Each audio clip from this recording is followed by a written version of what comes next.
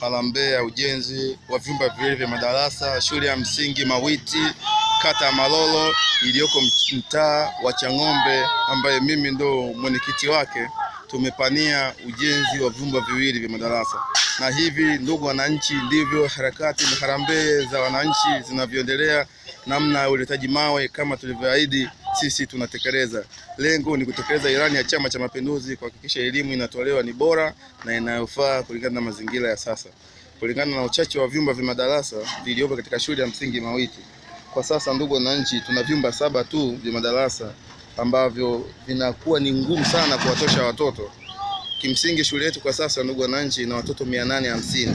Shumu watoto 850 kwa vyumba 7 vya madarasa haitoshelezi kabisa kulingana na ratio na standard ya ufundishaji. Kama sera ya elimu inavyosema ni watoto 45 wasiozidi 45 kwa chumba kimoja. Sasa sisi shule ya msingi Mawiti tunabeba almost ya watoto 100 na kwa chumba kimoja. Ni swala ambalo kiufanisi katika swala la ufundishaji yani haifanani kabisa.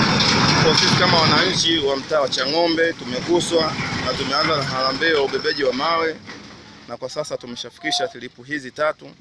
Kwa hiyo tunawahitaji wadau watakaoguswa, wahisani mbalimbali watakaoguswa kusukuma gurudumu la elimu shule ya msingi Mawiti.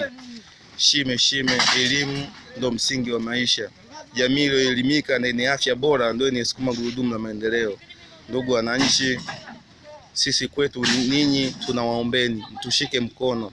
Kama mnavyoona shule yetu ina vyumba 7 tu vya madarasa, ambavyo vyumba hivi havitoshi kabisa ratio ya watoto. Tuna watoto 800 na kwa hiyo tunawaombeni mtushike mkono.